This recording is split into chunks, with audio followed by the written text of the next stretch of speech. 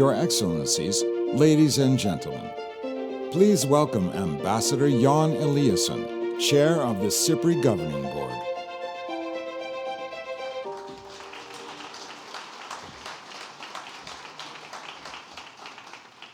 Good afternoon, Minister, Excellencies, distinguished participants, ladies and gentlemen. Great to see you here in Stockholm. I'm very proud and very happy to co-host as chair of SIPRI this event together with the Swedish Ministry of Foreign Affairs, and you will soon hear from Margot Wallström. This event, which I find extremely interesting and important, and I hope you will do the same and contribute in that direction during the next, both today and tomorrow. Most of us, or many of us in this room, I'm sure, have spent a part of a life on hard security. At SIPRI, we have a pretty strong reputation in the area of armaments and disarmament, a very topical issue today, of course. But we are also growingly engaged in the broader definition of security. We have had a forum on peace and development, now the 5th time around, and we are putting more and more research into the broader security concept. And I think this conference, which to me is the first time around that this is being done, when we discussed it with Margot and Annika Söder earlier, it was really an innovation that we now more than ever have to realize that security starts at home. That security is something that we need to see also from the domestic perspective and the regional perspective, which is the case for this meeting. And that we, in fact, need to take away the sharp line between international security and national and regional security. A good international solution, like on the climate or migration, is in fact in the national interest of member states. But I also claim that to have a policy of security at home, develop societies that are well kept together, where you have well-functioning institutions, where respect of human rights, that is a contribution not only to a good and decent life for our citizens, it's also a contribution to national, regional, and international stability. Margaret and I, who have worked in the crisis areas in the world, we know that when we don't have this stability at home, you have weak states and you have then the breeding ground for conflicts. I'm a friend of Joseph Nye. Some of you may know him. Joe Nye of Harvard, also former Deputy Minister of Defense. He introduced the term soft security. This societal security that we discuss at this meeting goes beyond. But the whole idea of Joe Smith's thesis, which he put in a book, was in fact that security is created also by forces that bring out the qualities of our societies. And I think it's important for us in this region or in the Baltic area to develop societies which create stability inside our own countries, but also in the region. We have had around the Baltic Sea countries with that stability. We have had economic growth that have been very impressive in many cases. And we have social progress evident. And I think we should keep it that way and try to do our best to build up good societies at home at the same time as we cooperate. And if we can also strengthen the cooperation in this region, the Baltic region, the Nordic region, the Arctic region, then we could, through these sub-regional structures, bring very important contributions to European security and, in fact, to international security. So what you're doing today when we discuss issues like nuclear security or gender-based violence or all the subjects that we have at stake and under discussion here, those are contributions to the wider issues related to stability, progress, and growth. So I'm very, very glad that we could bring these ideas to fruition and that we could do this together with the Swedish Ministry for Foreign Affairs. And I thank you very much for coming at this time of the year, away from your many busy activities to Stockholm. And if you can beat the traffic, it's a great city. I can tell you, and also that we will be now having the great joy to listen to my dear friend and former colleague, Margaret Wallström, who will speak, of course, on behalf of the Swedish government. So, Margaret, you have the floor. Thank you very much.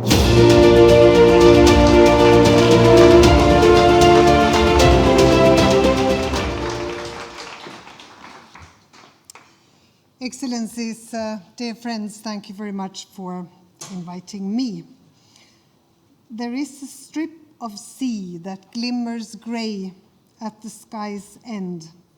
It has a dark blue wall that looks like land. It is there my longing rests before it flies away home. The poet Edith Södergran, 1916. And doesn't she capture something that many of us have in common? A slightly melancholic relation to the sea, our sea, the Baltic Sea. Södergran was born in St. Petersburg, lived in a Finnish city which is today part of Russia, spoke German, and wrote her poetry in Swedish. A true Baltic person, active during a time when our continent was torn asunder by tensions, world war, civil wars. Remembering this is a good backdrop for my address today, because Södergran reminds us of how closely linked our countries have always been. And her era reminds us of how fragile societies can be if we do not cooperate to maintain stability. I will focus in this speech on our common security. And when Jan said, mentioned soft or hard security, you know, we've started to say smart security. That is the one that involves women. How we can act together to enhance it. And after giving my notion on common security, I will mention 3 points, or rather 3 levels, where I think we can do more to create security. So, dear friends, the security situation in our region is more tense than it has been for a long time. The European security order is threatened, mainly by Russia's illegal annexation of Crimea and its aggression in eastern Ukraine.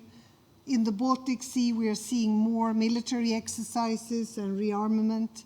We are also experiencing how activity in the hybrid and cyber domains, such as disinformation, trolls, and hacking, pose new challenges for trust and cohesion in our societies, and in the long run, becoming a threat to our democracies.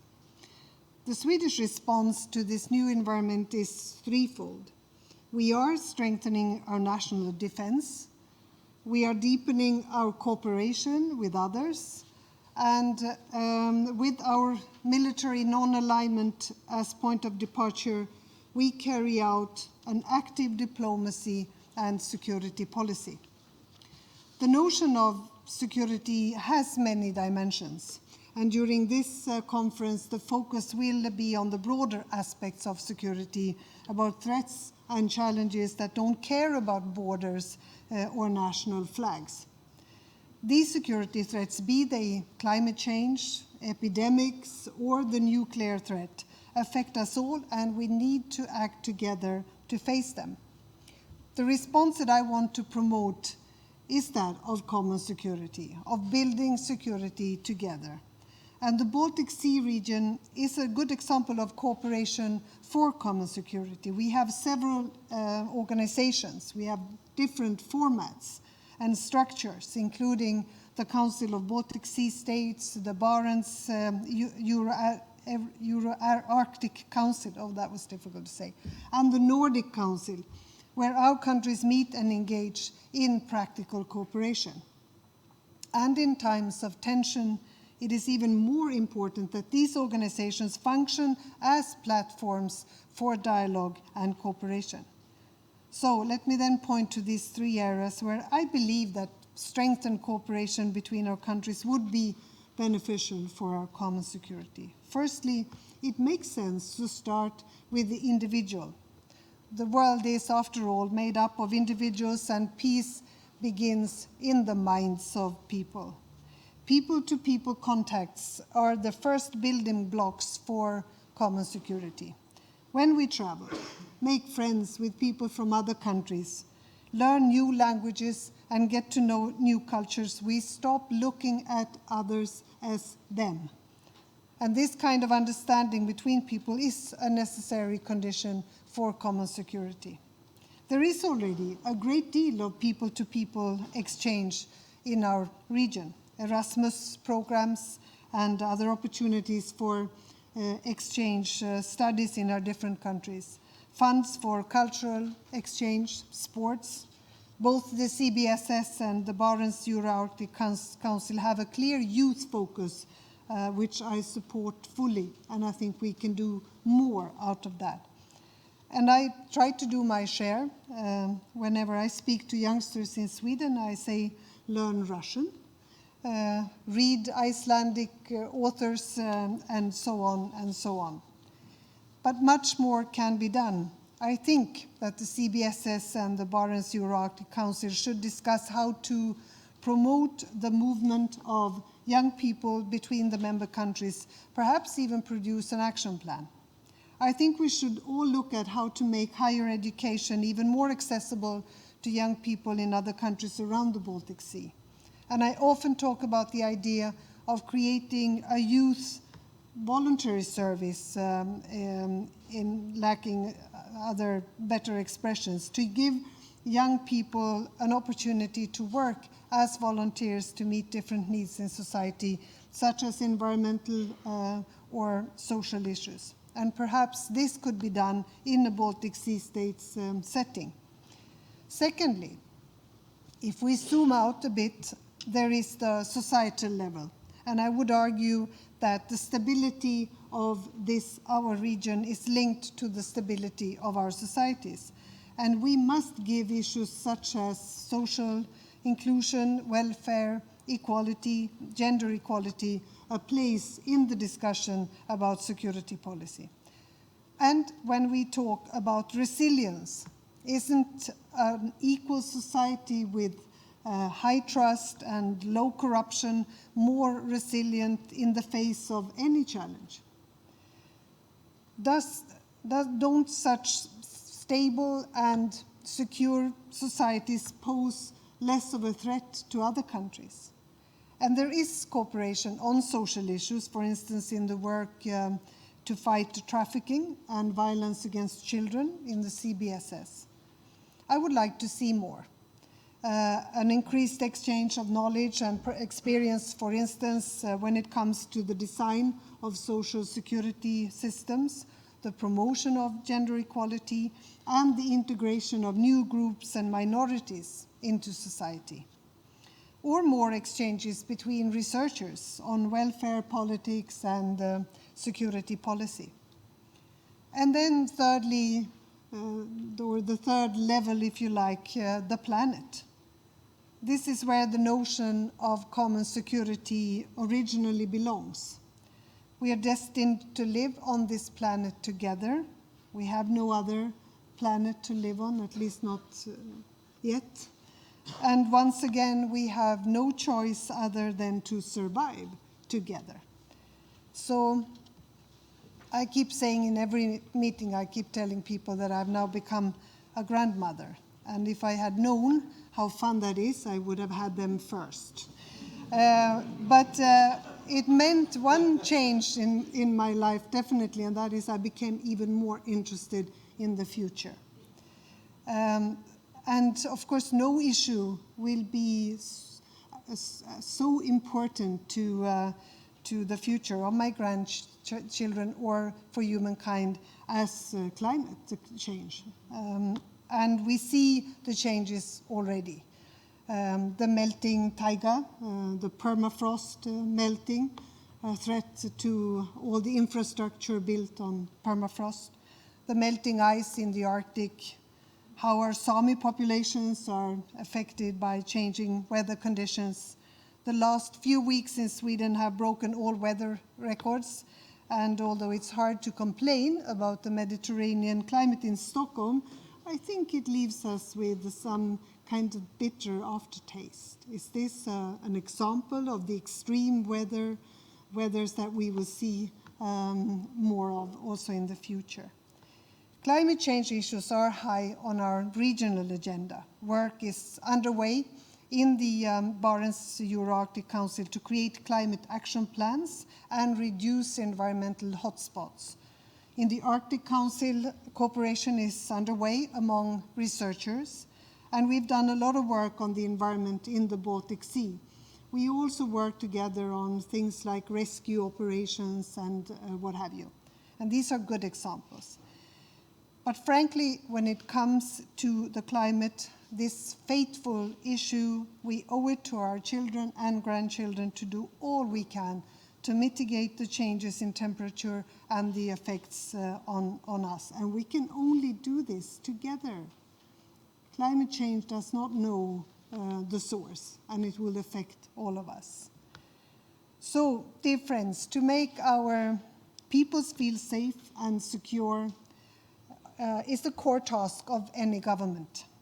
In all we do, we should ask ourselves, how do we act to maximize our people's safety and security?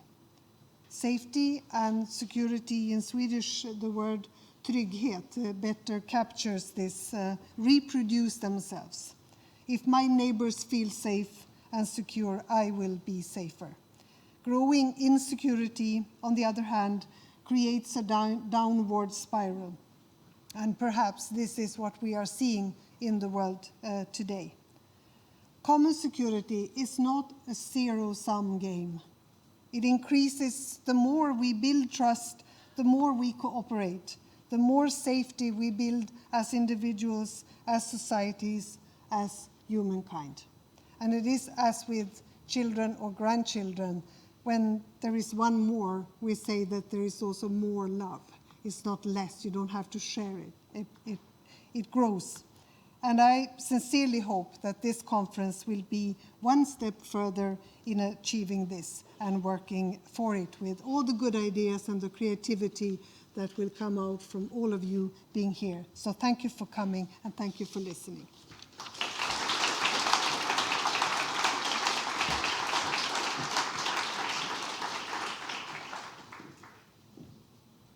Thank you very much, Margot, and thank you for reminding us that smart security is a better word than soft security. That was also Joe Nye's own point. I met him after the success of his book, Soft Power. He said it's not a good word. That word doesn't work in America. We should call it smart power. I think the culture that we have in this room would be receptive to considering soft power, societal security, smart security. I'm very glad you pointed to the common security concept, which originated in Olof Palme's commission work back in the 80s, and also that you brought out the relationship between local, national, regional, and global.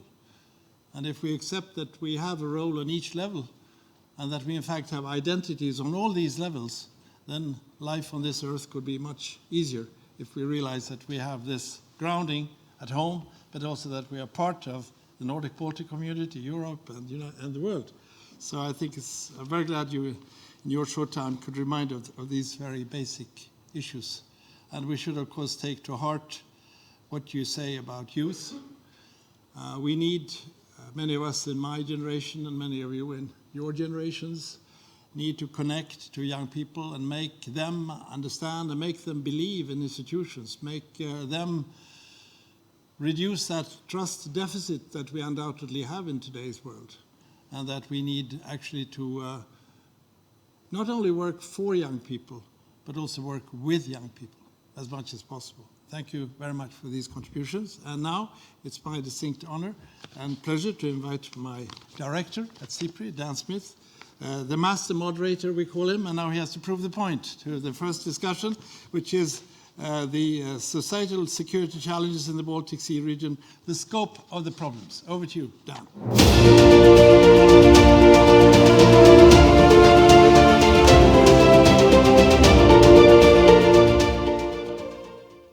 Thank you very much, Jan. Minister, Excellencies, thank you very much for being here. As Jan has said, it's my honor to moderate the opening plenary on the theme Societal Security Challenges in the Region and the Scope of the Problem. The panel, sitting next to me when I finally sit down, is Reine Sachs, who is the Secretary General in the Ministry for Foreign Affairs of Estonia. Sitting next to Reine is Ambassador Myra Mora, who's the Director General of the CBSS Secretariat. On from her, Professor Bengt Sandelius, who is now working with the MSB, the Swedish Civil Contingencies Agency. And beyond is, at the end, Igor Neverov, the Director of the Second European Department of the Russian Ministry of Foreign Affairs. You're all very welcome here.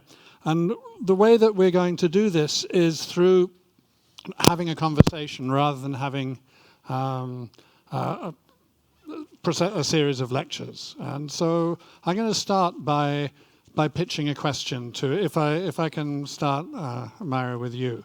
And I'm going to be on first name terms with everybody as well, so please accept that informality.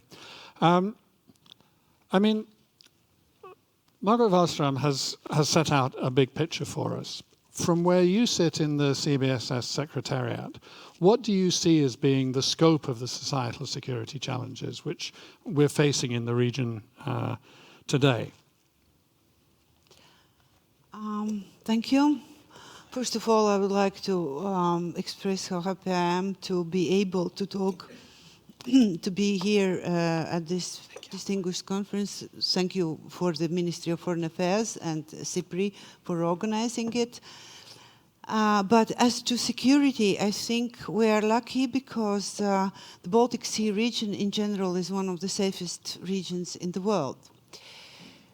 But having said that, we are kind of front runners, and almost like in Alice in Wonderland, in order to stay in the same place, we have to continue running all the time. We cannot stop at what we have achieved. And in this regard, there are two things. One is the facts and trends and risks based on facts and on statistics, and the other is the way the people in the region perceive things vis-à-vis security. Baltic Sea region is rapidly becoming more connected, digitalized, urbanized, diverse, and of course warmer, as was just remarked, and how we all see today, warmer with every year. And all these bring a variety of new opportunities, but also risks that become that have no borders, actually, in this region.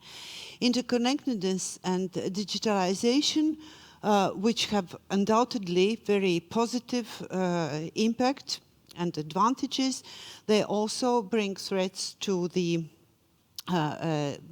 increased danger to critical infrastructure and also to the privacy of citizens, as well as threaten businesses and governments even.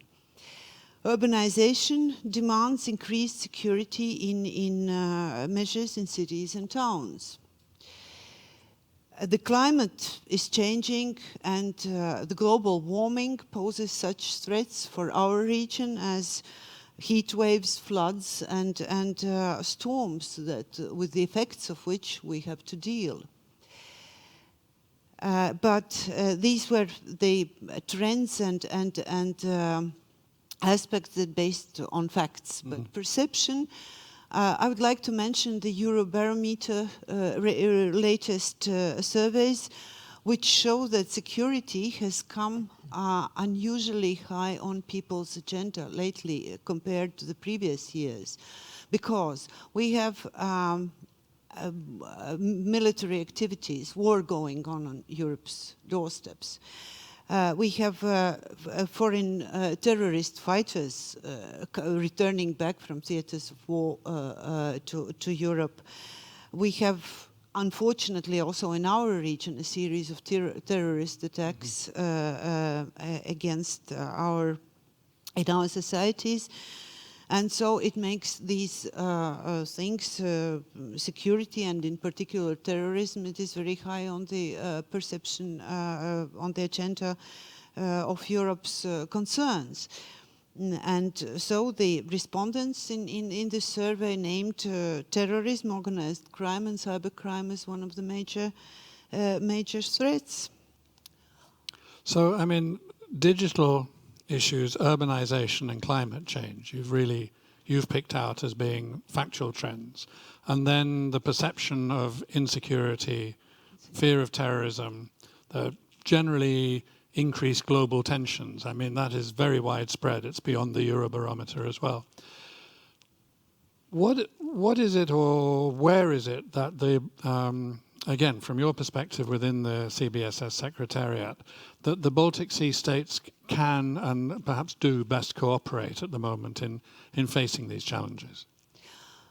We are cooperating in a number of areas, starting with organized crime, trafficking in human beings, fight against trafficking in human beings, children at risk, also nuclear and radiation safety. But I think I would like to mention just was recently we have a civil protection network which meets annually at the level of directors general, and they have just adopted a joint position of what should be done jointly in the Baltic Sea region. And out of this joint position, I would like to mention 4 points, if I may.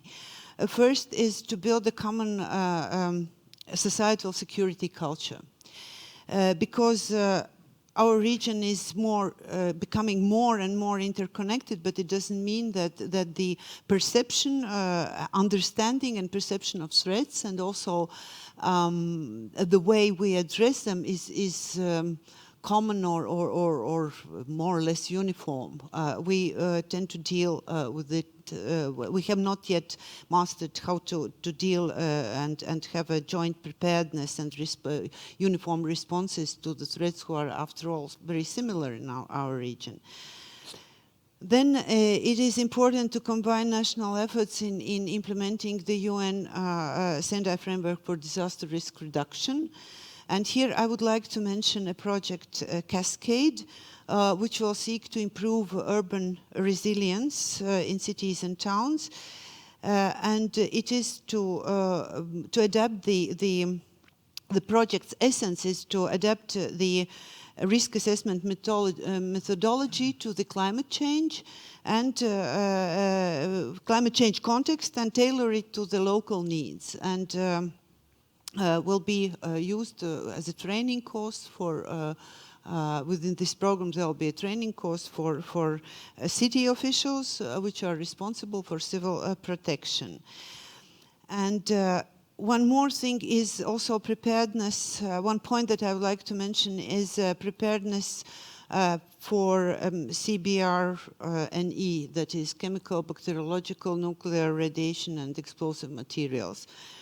And we have already brought together specialists in CBRNE from different countries, and these exchanges have been so successful that CBSS is aiming at organizing a big Baltic Sea region forum in CBRNE preparedness issues in the near future.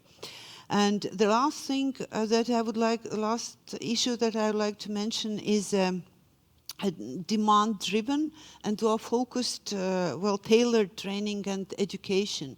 And here I would like to mention that CBSS initialized the Baltic Leadership Program in Civil Protection, which it is a training course. The latest module of it took place in Sweden, and it is tailor-made for future decision makers from all 11 CBSS countries. So this is just a fraction of what we are doing in this. Just a taste of it. Can I ask you, just before I then move on to Rainer, Margot Wallström began her talk by mentioning the human dimension and the importance of beginning with people and their own experience. Are there programs that the CBSS supports which sort of focus on that, people-to-people contacts, exchange, more cultural events and so on? Yeah, that is, but it is not in direct relevance to today's, in spheres that bear no direct relevance to the topic of today's conference. But what I would like to mention to answer this question in the sense that we are an intergovernmental organization, and these activities, they are and working groups and meetings we have are among government officials. Mm-hmm. But the implementation, it goes down the levels to the city level, to local municipalities. So the outreach and we address the, how to say the right term, general population, mm-hmm. On more occasions than once with these measures. And the ones that I enumerated, I think, respond very much. They get outside the network of specialists. And yeah. Outside the network of specialists, they are made for the people. So, Rainer, can I move to you then and just ask you to begin with giving us a general taste of Estonia's idea or vision approach to societal security, what its dimensions are, how you understand that? I think it's basically it's pretty classical, like every normal state is doing. But if we look on the Baltic Sea matters, then our former president Lennart Meri has said that in the good times, the sea is connecting people. In the bad times, it's dividing people. So now we are living in a very friendly environment on the shores of that sea, and we have all the nations actually are living in a very good. All the nations who are living on the shores of the Baltic Sea have a very nice and well-functioning states and institutions, and in very good environment.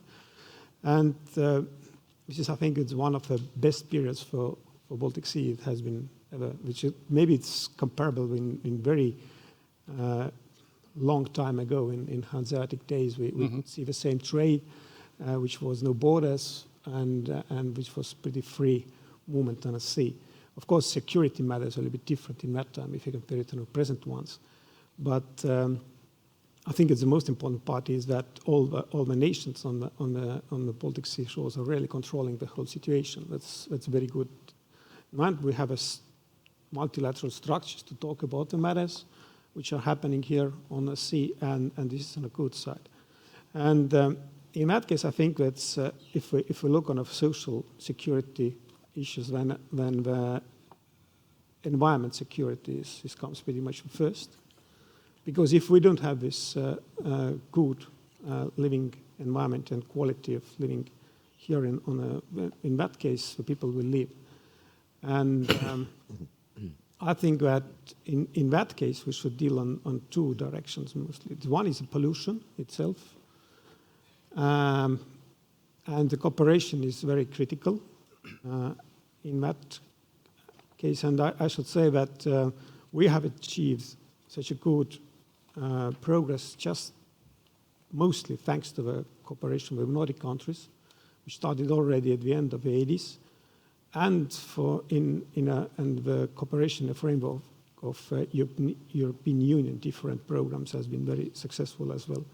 So I think even if we have achieved quite significant progress, we should not stop here. Of course, we should put more efforts on that. And the point is that if you do something wrong, that will hurt absolutely mm-hmm. everybody in Baltic Sea. The sea itself is pretty vulnerable, as if I believe our scientists, and I will believe them, of course. And the second point is a cooperation between different authorities which are reacting on disasters. And this is a very critical moment, which demands a very high and practical mm-hmm. cooperation in both on deterrence and trainings, and doing kind of plans for different possible situations. And if we look on the movements on the Baltic Sea, like it's our trade is growing, our human traffic is growing. That means that a lot of different possibilities about different disasters can raise. So we should be very well prepared for these events. And I think that this kind of a cooperation is one of the success stories between the nations in the Baltic Sea areas, but a lot of things can be done to improve it in the future. And if we look on the Baltic Sea strategy, it was mostly dealing with environmental issues. If we like to improve the cooperation between the Baltic states, Nordic states, Russia, and other nations who are living here, I think that we should deepen our cooperation, especially on people-to-people level. And yes, we have among the members of EU, we have a pretty free movement of people, both for jobs or just for tourism. But if we like to deepen the understanding about common matters, we should focus on the cooperation among education, in educational and science, especially, and to find common projects and solutions. And it should be related to economical matters as well. Not just have the scientists sitting and talking, but they should find a practical different solutions.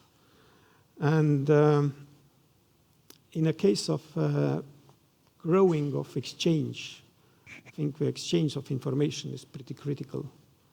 That's something which we can call the cybersecurity as well.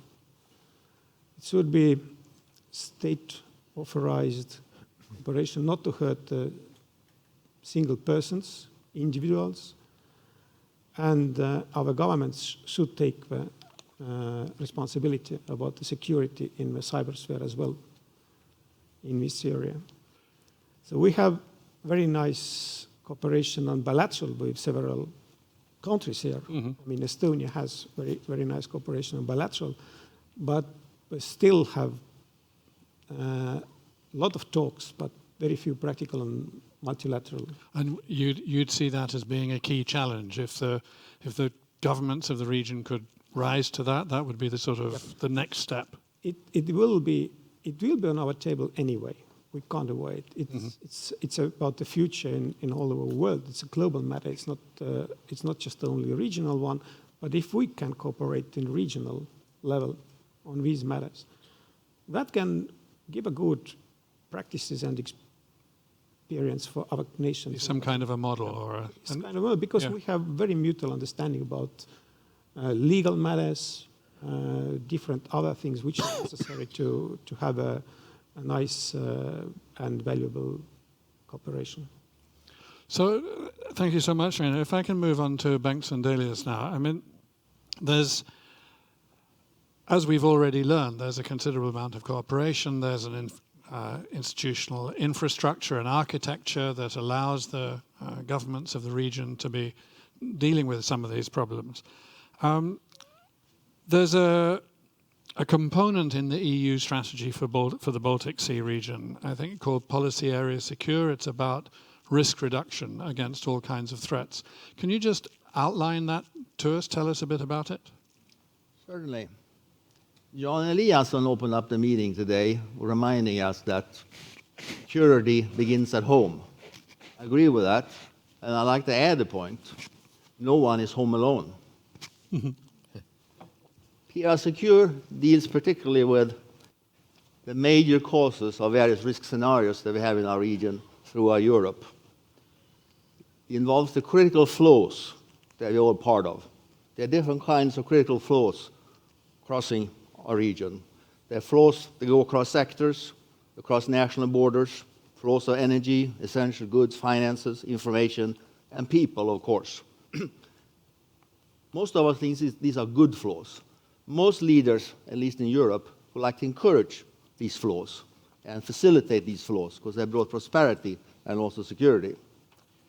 But we also know there are undesirable flows across our borders, like viruses, both human viruses and digital viruses.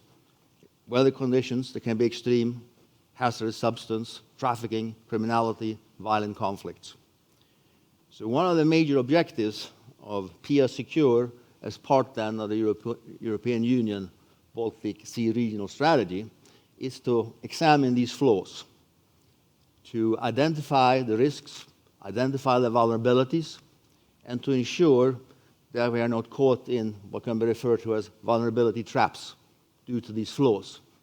First step is to identify them, to do a risk analysis. Are these beneficial flows or not so beneficial flows? Second step then is to think about capacities to meet these flows, manage these flows.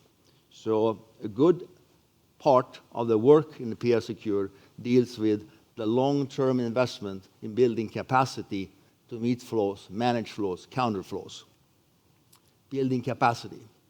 And building capacity is not building an organization.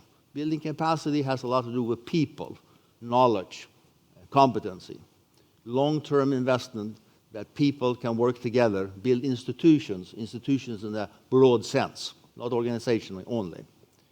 Technology is part of this, but perhaps not the most difficult part. We found through our work that rigidities in organizations, professional legacies, and human mindsets are really the obstacles to building capacity together. Bridging the gaps in various kinds is something we have to work on. Bridging the gaps, mental gaps, professional gaps. Many of us belong to professions. I have a background as a university professor. We, of course, know best, but we have to deal with public servants, diplomats, military officers, and so forth, and it's difficult. The high transaction costs to deal with people like them. We have the incredibly important gap between the public sector, those of us that serve the public, and those others that went to business school and serve private profit. The logic of free market, important for our prosperity, for our economy, and for legitimacy. But the private sector logic is different from the public sector logic. They have to bridge this gap as well in order to get the necessary effect, not least when we deal with infrastructures.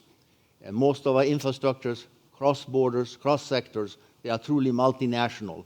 And many, if not all, if not most, are in private hands, at least managed by private hands. So we in the public sector need to understand much better how the private sector operates and the logic that drives success in that area. So we try to do this in PIA Secure through various modest means. We identify the risk, do risk mapping in line with what the European Union demands from us. We do risk mapping. And there are really two risk areas that we look at. We look at mapping our risk in border zones. In the border zones in the north, around the Baltic Sea, between Sweden and Norway, Denmark and Germany, so forth, what are the common risks? How can we deal with them? But also get a more macro-regional approach to risk mapping. What's the big picture when it comes to cyber risks in this region, or energy risks in this region? And to be forward-looking in these risk assessments. We're not interested only in the risks of today, but the risks in 5-10 years. If there are novel infrastructure investments that will maybe have full effect in 10 years, we need to think about that. Is this a good investment or not so a good investment from a security perspective? Through that risk mapping and risk identification, we can in a modest way also contribute to the equally important European Union risk mapping and risk identification. And that leads then to the idea that we have to build capacity, identify weaknesses in capacity, and build together capacity. And we do that by linking professionals in strategic positions across sectors and nations. I'm a believer not only in knowledge and research, but also in training and education. Through, among other things, the leadership course that was mentioned earlier, we tried to link the professionals and regions in civil protection and criminal justice together in intensive courses where we used scenario-based simulations, exercises as a training tool to expose leaders and future leaders in different dilemmas and situations so they can have to think through what are the consequences of doing this or doing that. what will be the consequences for my society and for my leadership position, depending on my choices. And exposing all the part to this together, you learn a lot about yourself and how you deal with dilemmas, but you also learn a lot about your partners, how the private industry would think about it, how another sector would think about it. And you develop networks that you can draw upon when you truly need it for the future. I often remind students of those courses, those training things, thanks to being part of this course, you know now when something really bad happens, who you should call to draw on. But more important, you have learned who you should not call. That's also a valuable lesson for the future. So this transboundary partnership that we try to strengthen serves to enhance the interoperability of the various stakeholders in the region, and interoperability in multidimensional ways, not in a technical way, but particularly mentally, organizational otherwise. Secure is kind of the hub of these activities. I was going to interject back to ask you if you can put your finger on something. I mean, greater capacity, greater knowledge, greater awareness. Is there also some new policy or some new initiative, some new action that is coming out of this as you take this forward? All these activities over time cumulatively make for new policy. Just the notion that we here sit and talk about societal security. 5 years ago, 10 years ago, would have been heard of. Now we have a new doctrine, a new policy. There's something called societal security. What's that? We have all been trained in the past of thinking with regard to security, territorial terms, jurisdictional terms, national sovereignty. Now it was pointed out that the underpinning of security is the society, all of us together, and the importance of safeguarding the vital functions of society, protecting the inhabitants, and also protecting, ensuring the integrity of our values, democracy, rule of law, and so forth. And that we put the label societal security on as kind of the core, not protecting the state, not merely protecting humans, but thinking in terms of the holistic societal view. That in itself is a paradigm shift over the last 5 years.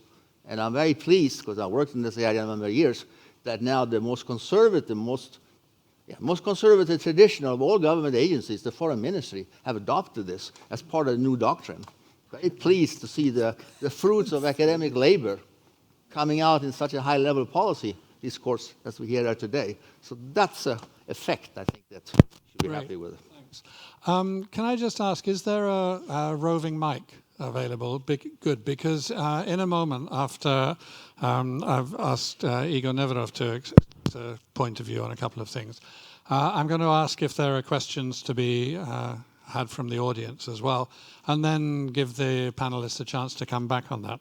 So, Igor, I mean, you've heard what your colleagues on the panel have been saying. Does Russia have a vision of societal security that is in the same logic as what we've been hearing? Does it have a vision which is somewhat different? What can you bring out about the compatibilities and the differences in the Russian way of thinking on these questions? Right. Broad generalization, I know, Sure. but...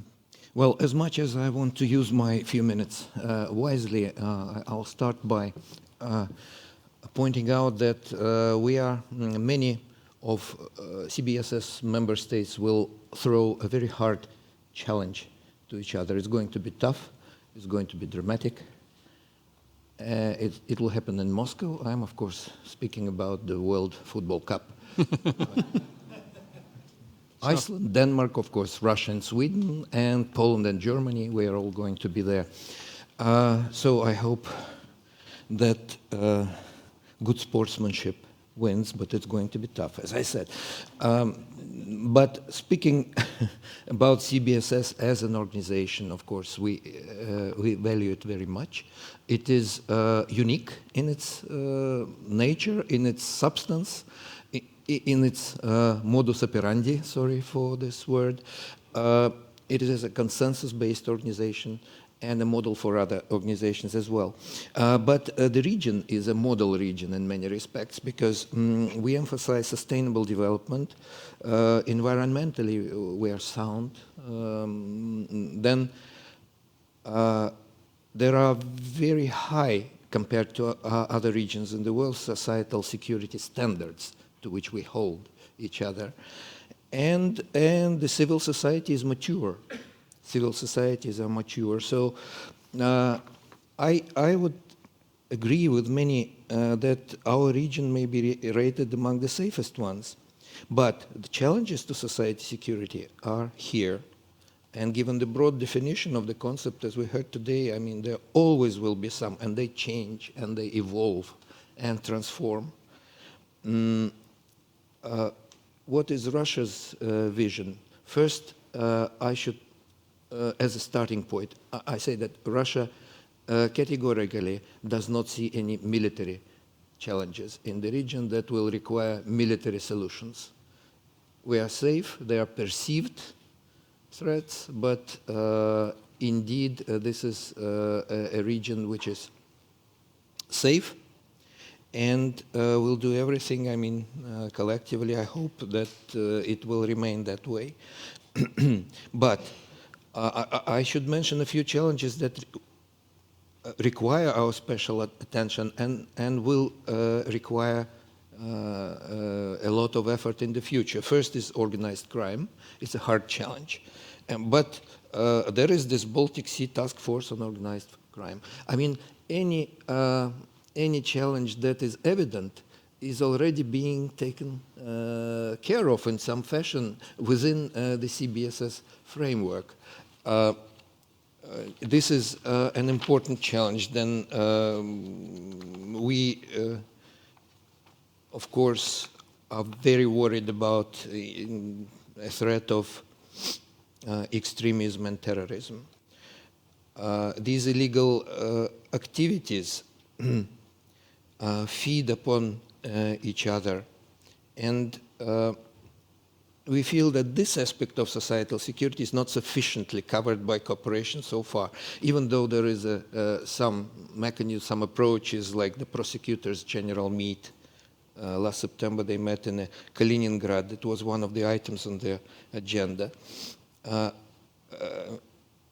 Separate mentioning is deserved, of course, by trafficking in human beings. Mm-hmm. This is immensely important, closely related to illegal migration, and targets particularly vulnerable groups, women and children. So there is an intense bilateral and multilateral cooperation in this field in our region, again, a model for many others. Ambassador Moore mentioned Task Force Against Trafficking in Human Beings. Very important. Actually, if we say that we are reaching out to the public sector and to generally to the publics, I was happy to learn that at this particular venue there was an award given to one of the Russian NGOs that worked in this field half a year ago. It's called the Baltic Sea Counter-Trafficking Award. Very important, it raises awareness. Then expert group on children at risk. Again, as far as the most vulnerable category, the children are concerned, some important work is being done. And then there is something that sometimes is beyond our control, and that is natural and man-made disasters. Specific for our region, it has sea in its heart, and it highly depends on the infrastructure being interconnected. We understand that it makes, I mean, large portions of the population live in the cities. It makes the region potentially vulnerable to the disasters, and emphasizes cross-border nature of the risks, which can only be tackled in cooperation. That is to name a few. And what I wanted to ask you to follow up, if you don't mind, and don't take this as being an aggressive question, it's an analytical question. It's no secret over the past 4 years, relations between Russia and European countries have become more difficult on a number of fronts. Have you seen that having an impact on the cooperation which you're talking about? Or is this an area where practical cooperation, pragmatic cooperation perhaps, has survived, has persisted? There are other areas where that's true as well. Is this one of them, or do you worry about it? Yes, we do worry, of course, because we consider that regional multilateral bodies like CBSS and the Barents Sea Arctic Council, the Arctic Council, they have this, they're self-sufficient, they have their own value, which should have certain immunity to politics and ups and downs of the relationships. What we worry is, of course, that the general complications of our relations with the EU and others, they affect bilateral relationships on this bilateral level. But multilateral, we would like to keep outside of any political influences. Okay. Mostly negative. Thank you. Thank you. So we have time for a couple of fairly quick questions, and there's one hand gone up there. Please do introduce yourself very briefly. The microphone's just coming toward you. And then there would be another one down here afterwards. Anke Schmidt-Veldsman, Foreign Policy Research Institute. Maybe I'm alone in seeing a bit of an elephant in the room, but I just wanted to draw the attention to that elephant. The foreign minister has emphasized the shared values, the level of trust that is very important, and the role of civil society. Now, I know that our Belarusian and Russian colleagues have a little bit of a different opinion on just the role of NGOs, and also the people-to-people contacts are complicated by that. So I would like the panel to address the elephant in the room of how we can actually promote the people-to-people contacts and societal security and the security of the individuals, given that we have some fundamental gaps in our understanding of the protection of human rights and the NGOs. Okay, thanks very much. And if you pass the microphone on and it comes here to come around the front, it'll be easier if you come around the front. Sorry, to the gentleman in the second row here. Are you getting it from the other side, Ambassador? Sorry. Hello, I'm Jürgen Heimseth. I'm the German ambassador here in Sweden.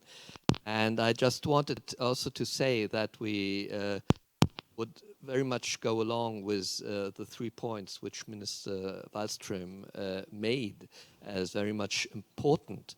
And I would also stress this people-to-people aspect. And as far as I know, Germany has supported in the last time youth dialogue in the Baltic Sea region, but it was, let's say, the only country inside the CBSS. So I think one important thing would really to get together in promoting things like you have proposed also in this respect. And it really links up because, of course, you need the right understanding of the people, the young people, of the society security challenges. If they are completely different in all countries, we will not get along. But maybe just to finish with a short question also, there's a special region in the Baltic Sea. This is Kaliningrad Oblast. And I would be interested to hear from our Russian colleague if he sees any special society security challenges in that region, which is not an island, but it is special as it is not directly linked with the Russian Federation. Thank you. Thank you very much, Ambassador. And if there's a question from this side of the room, in the interest of geographical fairness, I'm willing to, but there isn't, so that's fine. So we'll make do with the two. We're a little bit stuck for time. Time is always the enemy with events like this. But if I just ask you in the order in which you spoke before, so beginning with Myra and carrying on, the elephant in the room, NGOs and civil society, and then Igor, when we get to you, also the particular question of Kaliningrad. Myra, over to you for a couple of minutes. Thank you. Where is my... I would like to return to what Igor. Mr. Neberov said about this human trafficking award that took place at the end of November. There were 3 NGOs who won this. They were all, it was not first, second, and third place, it was all first places. And one of them was Russian NGO. In our organization in CBSS, I think it is the component of the NGOs. They are, for the most part, implementers of our projects that we finance or that we take part in. So I don't, and also the contacts, people-to-people contacts, as I mentioned before, if we go down from the government level, down to expert level, or academicians, or young people, as was mentioned by Ambassador Hemsos, we have really, regrettably, only Germany supports currently this project, but it is always has been a transporter project. And traditionally also with Kaliningrad, Gdansk, Helsinki, St. Petersburg, earlier also in Narva, Ivangorod, I think. Yeah, and so this aspect is present. They are also, these are people-to-people contacts that we really cherish, and it's an important part of our work. I would like to throw in, although it was not to me, but to about Kaliningrad. Last week and a half ago, I returned. There was a Kaliningrad Partner Forum. Again, it is this specific location of Kaliningrad, but I was impressed of how many regions they engage in cooperation and have very good contacts, and including people-to-people contacts. And I think that on this small example, it is an answer to the future of our region. Thank you, Maria. Rainer, over to you. Okay, which I can say from Estonian perspective is that if we're talking about the people-to-people contact with Russia, and of course we have quite a natural way of people traveling from one country to another, and amount of a Russian tourists, foreign tourists, is permanently growing during the last 2-3 years. And there are very different reasons why people are moving, and some of them have relatives, some of them have kind of nostalgic memories, and some of them are simply going for sightseeing. And there is an economical kind of exchange as well. So I can't even figure amount of people who are moving between Estonia and Russia, but I remember it has been increased during last year for 20%. And that's what we can see from these visa applications which we achieve. And we think that the most effective way is just to work with different universities and to have exchange of students and professors if it's possible. And besides that, in our case, which is very natural, is kind of a cross-border cooperation between different local governmental institutions, and which includes local NGOs as well.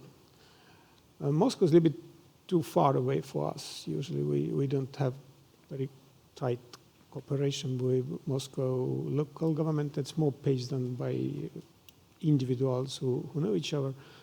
But I should say that it has been permanently getting better and better from our perspective. So it's more people are going from Russia to studies in Estonia, but a lot of them are going there as well. So it's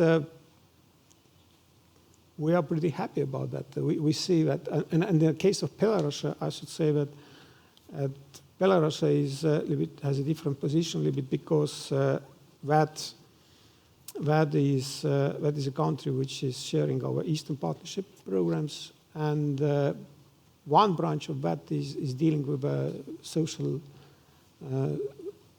civil society elements as well in Belarus. But I should say that we are not good experts about that country, and mostly we rely on our Lithuanian colleagues in that case. Okay, thank you very much. Bengt, the elephant in the room again.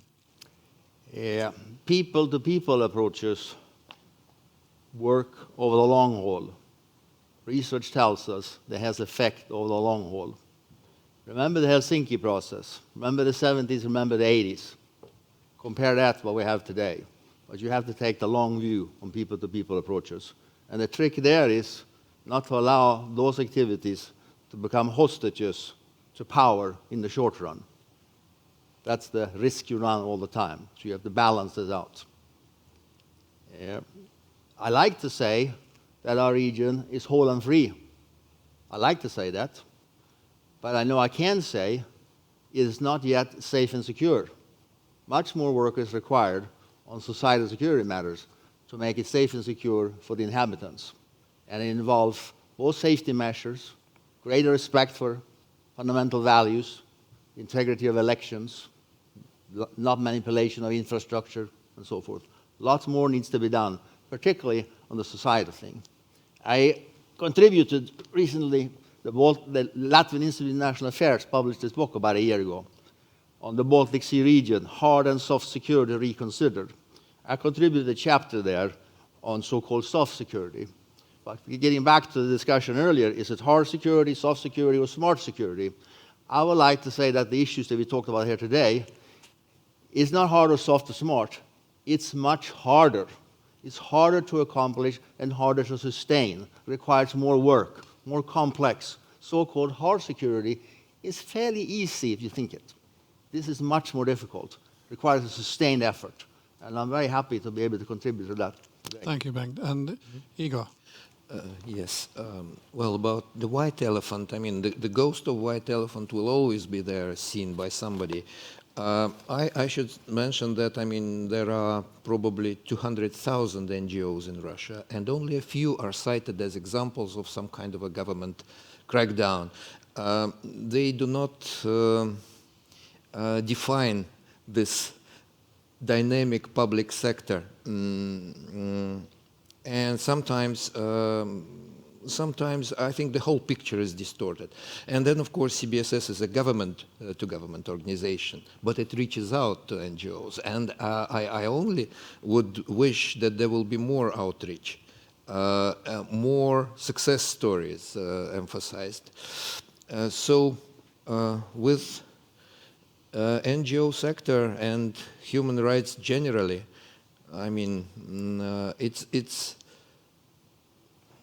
Russia and Belarus are cited as some kind of a example that things are not right. Well, things really evolve, as I say, and the political environment becomes more mature. It's governed by law. It's legally very much, let's say, governed and regulated, yes, as well. But those who are unhappy could always contest in a court of law. That is just a few things I wanted to say on this particular white elephant business. As to Kaliningrad, it is very special, as far as we are concerned, a very special region of the Russian Federation.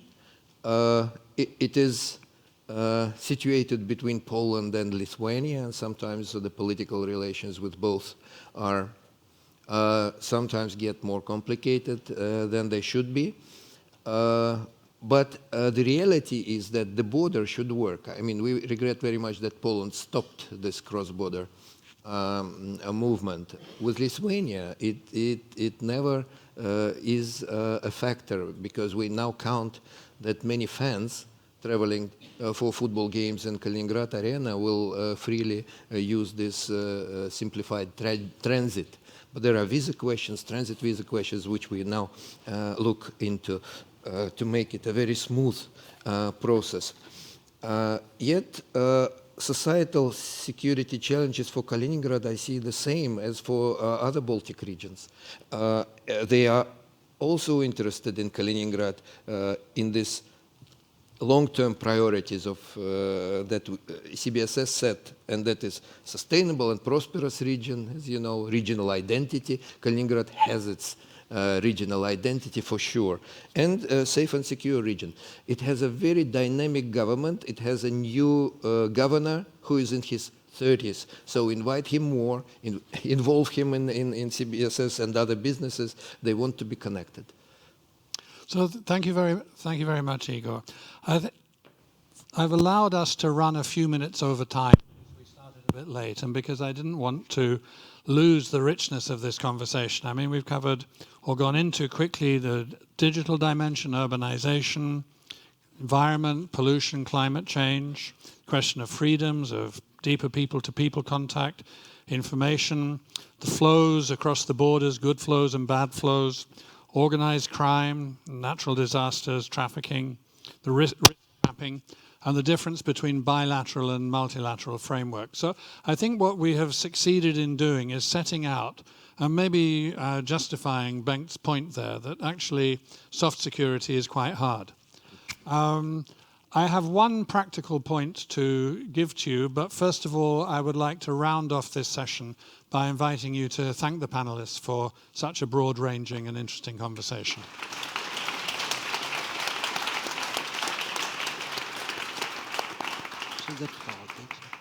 And the important practicality is that the next step is dinner, which is held in a room which I think translates as the food room,